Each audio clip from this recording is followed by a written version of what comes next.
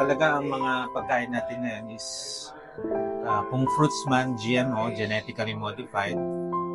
Whole year round, meron ng prutas. Unlike before, panahon natin na kailangan na seasonal siya eh. Ang mangga, seasonal dati eh. Ngayon, whole year round, may mangga. And all fruits sa ibang bansa, nakakain na rin natin.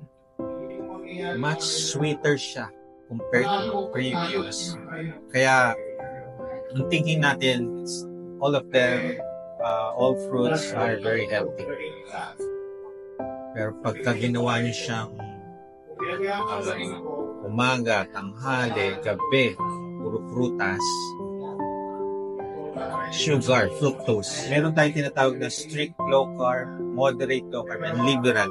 Yung iba mga patient ko na hindi kaya yung strict, sabi ko, we can do liberal low carb. Hindi naman agad-agad kung hindi niya makaya.